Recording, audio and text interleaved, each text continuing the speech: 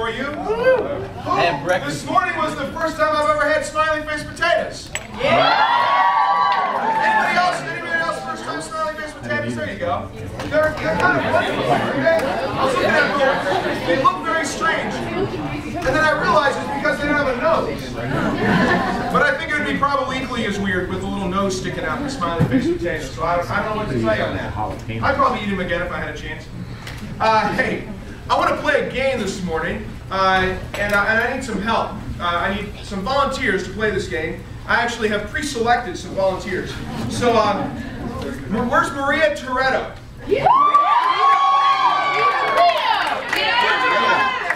Torito, like burrito.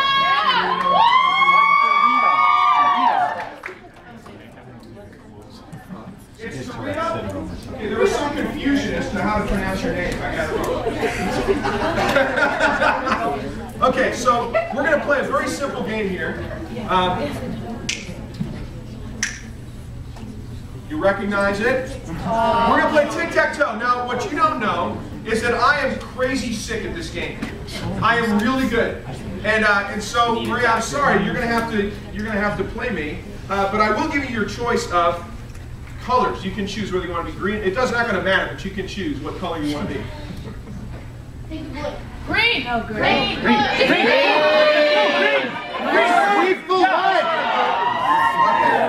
Now, I'm so good at this game that I'm going to let you go first. Which most would think would be a... You know what? That's another thing. You can choose. It doesn't matter. I'm so good at this game.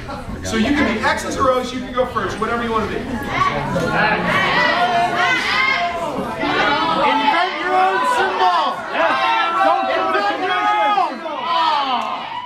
Be a dollar sign. It's American. That's an interesting way to begin. You know what? I'm going to go here because that's the way I like to play the game. Oh, I know.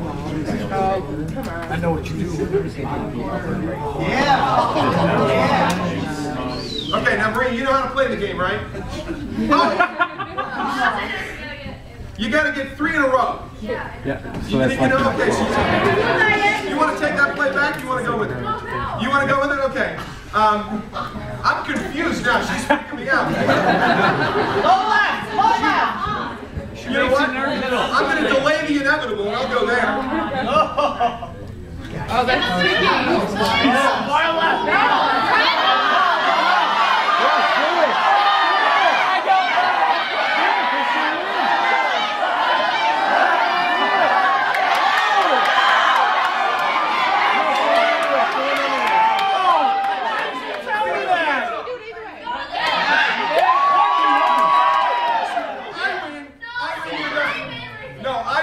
Right here. Thank you very much. I win. Give me the marker. I won. Give me the marker. I won.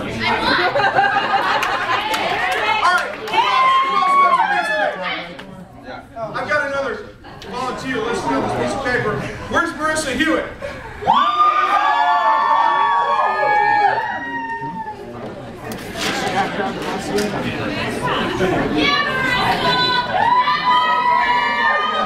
Okay, choose your color, choose your X or O, and go ahead and you can start. Choose the Batman symbol.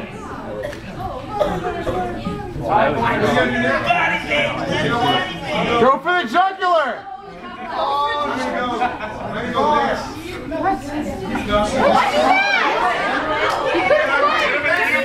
Have a seat. Give her a hand. Who wants a piece of me? Where's Brett Ward?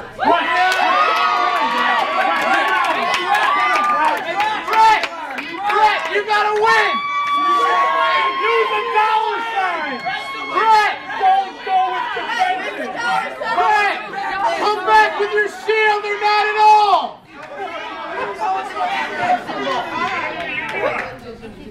I like your beard. I win. I go there. I go there. Brett, sheet first! Go! Go! Let's go! I go there.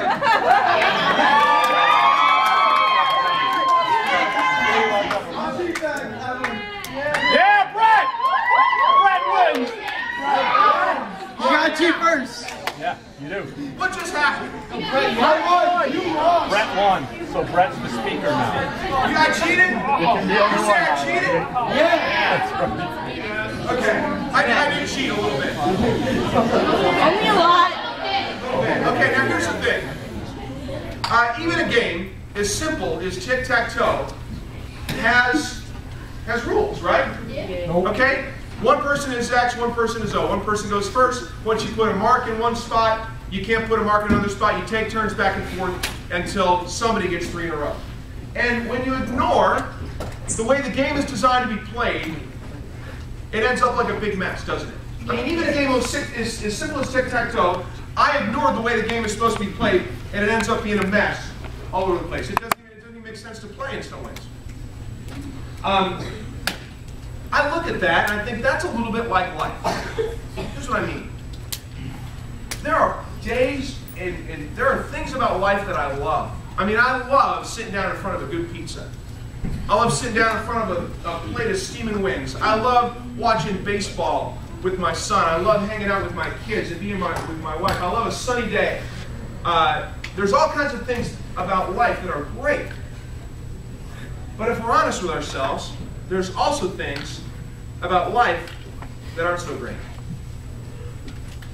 Days, things that happen in our lives that, if we're honest with ourselves, we try to forget, we try to push out of the way.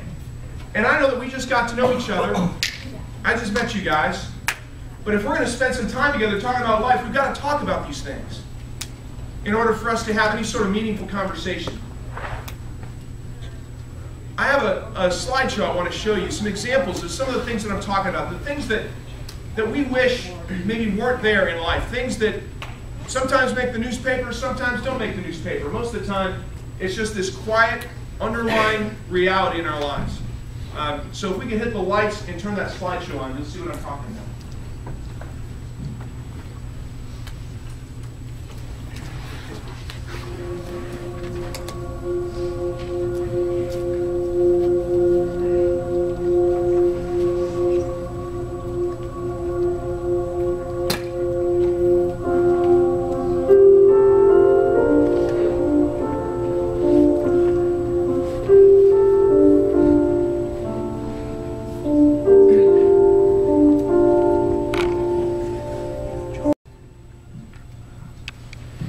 Not fun things to consider. My guess is if you've been alive for any length of time, one of those things hit home. Question I would have for you is if you were to add a slide, a picture of your own, to add to that slideshow, what would you add? One that's personal for me that I would probably add is when I was getting ready to leave Buffalo, I had dinner with my brother before I left. My brother's 5 years younger than I am. And we grew up in a house that my parents didn't get along. And they eventually did divorce, but at this point they weren't divorced. But our home was a dark place, and my dad lived on the second floor, my mom lived on the first floor, and they did not talk, and there was fighting. And I'd always, with my brother being 5 years younger than I am, I'd sort of taken on the role of protector of my brother. And there was one point when I was in college that my dad even attacked my brother. And when I left Buffalo, that night, we went back, drove up in front of my house, said goodbye to my brother, and watched him walk across the street, across the front yard, into my dark house, knowing that I couldn't protect him anymore. And that he was going to have to deal with the realities that were in that house all by himself. And that was something I looked at and thought, this is not right. This isn't the way it should be. Painful. Maybe you have something similar to that. And the question that comes up is why? Why is the world like this? We can talk religious stuff all the time. We can talk about how great God is, but unless we have a question for why the world is the way it is, unless we have an answer for that, we're just playing religion. We're just trying to make ourselves feel better. There's a line in a song by the Goo Goo Dolls, Iris. And there's a line in it that breaks my heart. The line is this. It says, maybe you know it, I don't want the world to see me because I don't think that they'd understand. When everything's made to be broken, I just want you to know who I am. And the line that breaks my heart is when everything's made to be broken. Because I think the reason that line kind of catches is all we see around us is brokenness. There are good things to life, but when we look around, we see brokenness everywhere, and we think, I'm just made to be broken. That's just the way life is. Everyone's kind of made that way. And when I hear that, I want to scream, no! Because in reality, it's much different than that. The Bible says this in Colossians 1:15. It says that we were made by God, for God. We were made by a perfect God to be in relationship with Him. That's the way He designed us. That's the way He made us. He didn't make my heart, He didn't make your heart to be broken. Where'd those chairs go? I keep moving to the chairs and everyone... Oh, there they are. I'm going to need those, by the way. Thank you. All right, good stuff. The way that God created us is to be in a relationship with Him, to be in a perfect relationship. And I'm just going to signify with these chairs, to be simple, that this is God. He created us to be in a face-to-face relationship with Him. And in this relationship, we can know meaning and purpose and love. God is the source of all goodness in this world. He's the source of anything that makes us smile, anything that makes us happy. All joy, all goodness comes from Him. And we are meant to be in a face-to-face relationship with that God. And so that we could enjoy the fullness that He created. He didn't make us to be broken. He made us to be full. That's God's part in the relationship. Well, what's our part in the relationship? What's our responsibility? Jesus was asked that one time. I'd like to read you His response. It says, a man walked up to Jesus, and he said, Teacher, what's the most important commandment in the law? What's the most important commandment in the Bible? What's the thing that we're most supposed to pay attention to if we're to live in this relationship? And here's what Jesus said. He said, you must love the Lord your God with all your heart, with all your soul, with all your mind. This is the first and greatest commandment. A second is equally important. Love your neighbor as yourself. The entire law and the demands of the prophets are based on these two commandments. Everything in this book can be boiled down to those two things. Love God with everything we have. Put Him in the center of our lives. And then love the people around us exactly the way we would love ourselves. And I hope that as I read those words, the answer of why is the world this way starts to dawn on you. Because we don't do that, do we? God set up the relationship to be this way, and our responsibility is to put God in the center of our lives. But I hope as you hear those words, you can start to think, you know what? I don't do that. We all, at certain times, maybe at many times, push God to the outside of our lives. Some of us even try to ignore the fact that He even exists. But even if we acknowledge the idea that God exists, this is what I did when I was a kid. I tried to put Him out as far as I could. I don't want you anywhere near the center, God. If you want to hang around at the outside, I'll go to church every now and then, but only when my parents make me. I'll allow you into the edges of my life, but not at the center. It's the first thing that's wrong. The second thing that's wrong is we don't love people the way we love ourselves, do we? I don't. There's plenty of times when I have, instead of loving the people around me, I have used the people around me. I have hated the people around me. I haven't loved them as myself. I have loved myself and then tried to get things from other people. Instead of us living in this relationship willingly, what we've done is we say, God, no. You go to the edges of my life. I don't want you. And I'm not going to live the way you want me to. I'm going to live the way I want to. And essentially, going from a face-to-face relationship to turning our backs on God. This is what the Bible calls sin. And we think of sins as all the things that we do that are wrong. You know, drinking and smoking or sleeping around or cussing or all those things. And sometimes it does mean that. But what sin really means is this attitude of, God, screw you. I'm doing it my own way. It's an attitude. And you know what? This is something we've all done. All of us, even me. The Bible says this in Romans 3:23. It says, for all have sinned and fall short of God's glory, fall short of what he intended. Why am I broken? Because I've turned away from God. There's two consequences for this. Two consequences of turning away from God. The one is all the pain and the brokenness that we see in the world, all the loneliness that we feel in our lives, all the things in our lives that feel broken. It's because instead of facing the one who's the source of all goodness, we're facing off into the darkness, away from the source of goodness. And sometimes we get to see some light or some goodness out of the corner of our eyes. We get fleeting experiences with it, but it doesn't dominate our lives. It's not something that we experience fully on a regular basis. It's something that we only see in the periphery of our vision. We see goodness sometimes, but we aren't really allowed to participate in it. We don't feel it the way we ought to. So the pain and the loneliness and the darkness and the brokenness is what dominates our lives. That's the first consequence of this problem of sin. The second consequence of the problem of sin is a little bit deeper. I'm going to express it this way. I used to think you had to be good to get into heaven. You ever wonder how good you have to be? I used to play a comparison game. Maybe you've played the same game. In my mind, I picture some of the best people in the world. The very best, like a Mother Teresa. Like, she's tip-top, okay? If anyone's good, she's good. And then I picture people way at the bottom. People who abuse other people or murder other people.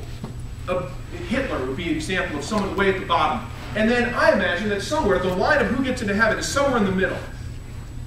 Somewhere in the middle of those two people. There's obviously people who are no good, and they're not going to heaven, but there's some line in the middle that you're good enough to get into heaven.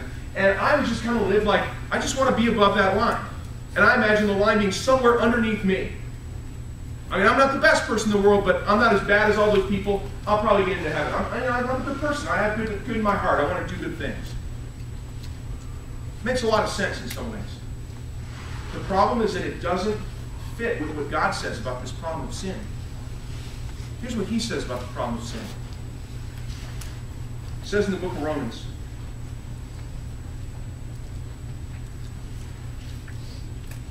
it says, for the wages of sin is death. What does that mean? The wages of sin. If you have a job, you know what wages are. Wages are what you get, what you earn. You go work Wegmans or a pizza place for 3 or 4 hours, they owe you money. It's your wages. Might be minimum wages, but it's owed to you. If you worked for 4 hours and they never give you any money, you could knock on the door and say, give me my money, I earned that. Well, with the wages of sin is death. Meaning that by turning our backs on God, by ignoring him, we also deserve something. And it's death. Eternal death. So let me draw the picture again. We've got the really good people up here and the really bad people down here. Top and bottom. Anything below perfection is sin. And what we earn by falling below that perfection level is death. What that means is that in order to get into heaven, we have to be perfect. Sounds kind of harsh. But if you think about it, it actually makes sense. How many think that heaven ought to be a pretty good place? I mean, right, if we're talking about heaven, that's kind of what we picture. In fact, I don't know about you, but I picture, and indeed the Bible talks about a place that doesn't have any of the brokenness that this world experiences. It's a place free from all of that stuff. There's no divorce in heaven. There's no abuse in heaven. There's no crime. There's no pain. It is a place that God has reserved and has set up where we are free, where this relationship is the way it was supposed to be. You know what? If that's really what heaven is, then I can't go. And neither can you. Because we all have sinned. The minute, if I were to die right now, the minute I walk into heaven, I would ruin it. And so would you, because within 10 minutes, I'd make somebody cry. I would say something unkind, or I would think an unkind thought, and all of us would ruin heaven by our very presence. What makes us think that just magically by dying we're made perfect and we're all going to be able to walk around and talk to each other and not hurt each other? Doesn't it make sense that heaven, if it's going to be a perfect place, we have to be perfect in order to get there? And none of us are perfect. I hope that your mind is spinning right now going, wait a minute. If I'm not perfect and nobody's perfect, then no one's getting into heaven. And that doesn't make any sense either. Here's what I would say to you. Is that if you're thinking that, you're thinking right. But the solution to that is that if anyone gets to heaven, there's got to be an entirely different way of going about it. Does that make sense? If anyone is going to go to heaven, we're not playing this game. That's not the way it's going to happen. There's got to be an entirely different way. And what I want to let you know is that there is an entirely different way. We're going to have a chance to talk about that tonight. But the solution to this problem is so radical, it's so unbelievable, that we don't understand it unless we understand this problem first. I never did. I grew up with this system thinking, I'm going to live this way and just try to make it above the line. And it wasn't until I wrestled with this picture and was like, oh boy, yeah, there's no way, that I was able to listen to and listen and go, okay, now I'm ready. Give me I want to know the solution. Tell me how this gets fixed. So what I want to do is I want to give you this next day until tonight to think about this, to talk about this with each other and your leaders. Understand this first, and then when we talk about the solution tonight, it'll make so much sense. And hopefully, you'll have a response to it that also makes some sense. Thanks for listening, guys. Let me say a prayer. We'll be done.